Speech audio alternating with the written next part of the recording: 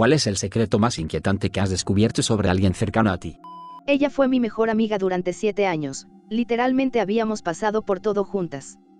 Me mudé fuera del estado con mi ahora esposo, pero ella nos convenció a ambos de regresar para estar más cerca de ella, después de aproximadamente un año.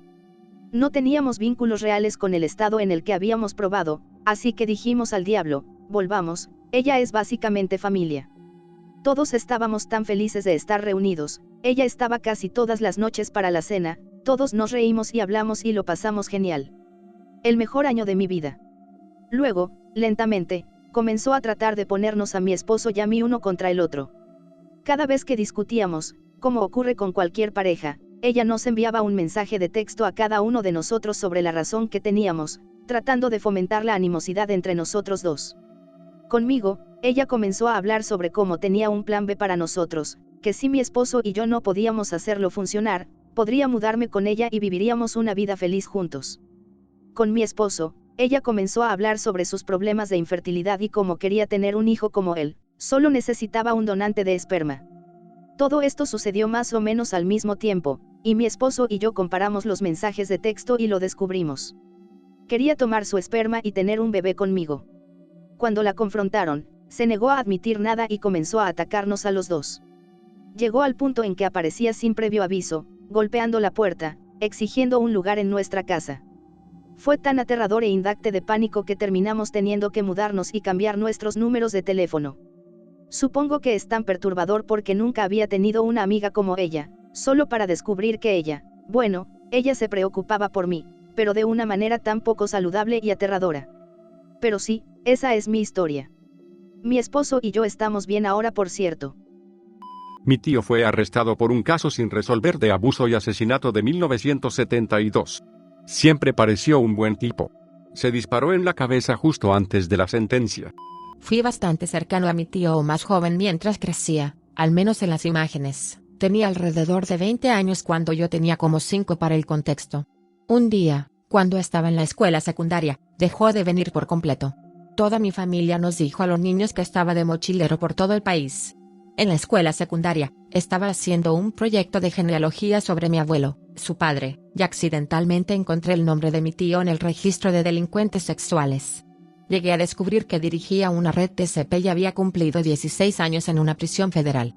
Está afuera ahora y mi familia finge que no pasó nada. Me quedo lejos. Un compañero de trabajo apareció en la portada de un periódico nacional por una vida de calificaciones fraudulentas. Reclamó títulos en medicina y derecho, fue brigadier en el ejército, reservas, y fue director ejecutivo de un importante fondo de salud. De hecho, era un brigadier en las reservas del ejército, pero eso y el papel del fondo de salud se basaron en gran medida en las calificaciones fraudulentas y una progresión de trabajos también basada en estas afirmaciones. En realidad, la única cualificación que poseía era la de asistente de morgue. Ni siquiera su esposa lo sabía. Los títulos fraudulentos se habían obtenido cuando estaba en las reservas del ejército reclutando y tenía acceso a las solicitudes de puestos presentadas. Se deshizo cuando solicitó un trabajo en el gobierno y la gente de reclutamiento levantó algunas banderas. Trató de retirar la solicitud, pero no se dio cuenta de que una solicitud para un cargo en el gobierno tiene el mismo peso que una declaración legal y no se puede retirar. Todo se fue al suelo muy rápidamente y terminó en la cárcel. Me enteré que mi tía, que entonces tenía 13 años, fue abusada por su tío, mi tío abuelo, y tuvo un bebé en el sótano de su casa. El bebé no sobrevivió, así que ella y su hermanita lo enterraron allí. Años después, cuando la tía, que había reprimido esos recuerdos, tuvo un bebé, lo recordaba todo. Cuando su familia se enteró, la etiquetaron como la puta de la familia. El lado de mi papá es basura. Cuando tenía 17 años, salí con alguien que me dijo cuando estaba borracho que no solo me pegaría algún día, y solo quería que estuviera preparada, sino que también solía abusar de su hermano pequeño. De vez en cuando recuerdo ese momento y simplemente me deja boquiabierta lo peligroso que era ese chico. Uno de mis mejores amigos fue atrapado tratando de encontrarse con un niño de 13 años y fue filmado y subido a YouTube. Encontré un álbum de recortes de mi madre y un chico que no reconocí de sus días inmediatamente posteriores a la universidad. Resulta que él era un novio suyo desde hace mucho tiempo que se suicidó cuando ella rompió con él. Mi abuelo encontró su cuerpo. Aprendí a los 20 años, al encontrar el libro.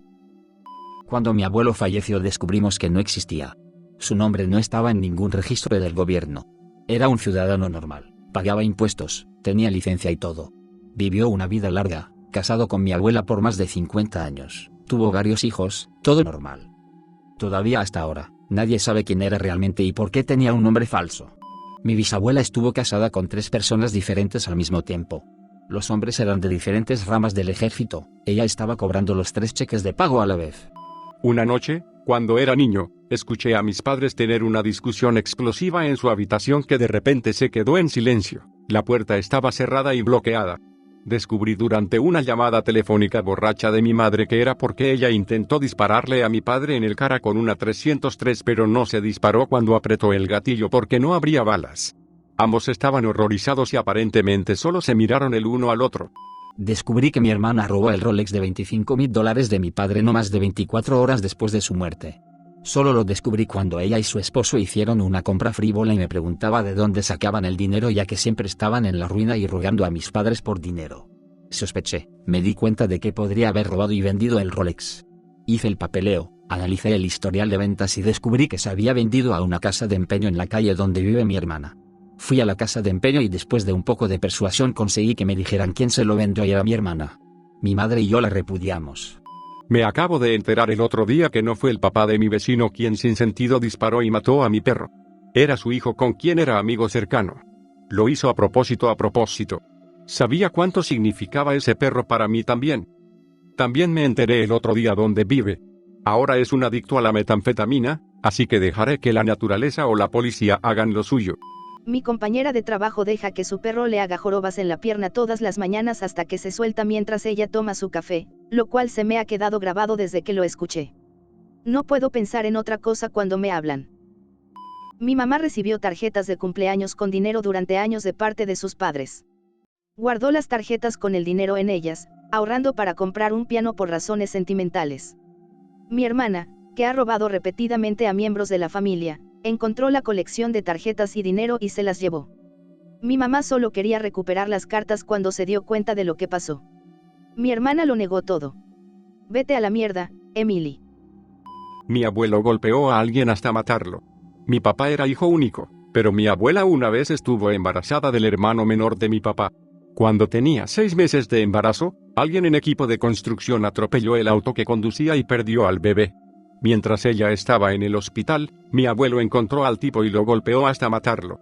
Por lo que entiendo, estuvo en la cárcel alrededor de una semana antes de ser liberado. Aparentemente, alegó locura temporal debido a las circunstancias. Aprendí todo esto hace unos 4 años cuando mi hermano estaba investigando la historia familiar y le preguntó a mi abuelo al respecto. Siempre lo he visto como un viejito simpático. Descubrí después de su muerte que mi tío abuelo era un gran mago en el KKK. Abrió un cofre en su ático con fotos de mítines, linchamientos y quemas de cruces en alguna parte rural de Alabama. De hecho, nos horrorizó el descubrimiento y de repente nos dimos cuenta de por qué era tan negativo con su enfermera negra del hospicio, que por lo demás era bondadosa y cariñosa con él y su familia. Mi hermano estaba robando dinero de mi padre que tenía demencia. Esto duró 1 año y me enteré porque el banco que tenía la hipoteca de mi padre me llamó preguntándome por qué no se había pagado en 6 meses. La cuenta bancaria de mi padre también entró en negativo en ese momento y cuando confronté a mi hermano al respecto, dijo, bueno, tengo que pagar mis facturas. Estaba a punto de tomar el control de todas las cuentas y asegurarme de que todo volviera a la normalidad, pero mi padre terminó en el hospital y murió poco después. Mi hermano también robó parte de mi herencia. Al final, le robó más de $5,000 a su padre moribundo. En la escuela secundaria, uno de mis mejores amigos abusó de su novia y luego la dejó. Al día siguiente en la escuela la niña lloraba preguntando a sus amigas qué hizo mal. Ella no hizo nada malo. El tipo había sido mi amigo y nunca más le hablé. De hecho, me pasó algo similar en la escuela secundaria.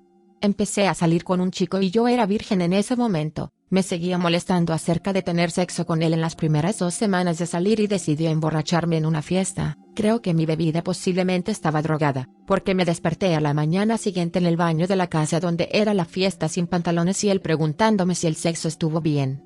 Estaba avergonzada y humillada y él estaba enojado porque yo estaba molesta, así que me dejó al día siguiente. Esto fue hace 2 décadas, pero todavía recuerdo culparme a mí misma por un tiempo. Odié ir a la escuela después de eso, tener que verlo en los pasillos. Terminé graduándome temprano para poder salir de allí lo antes posible.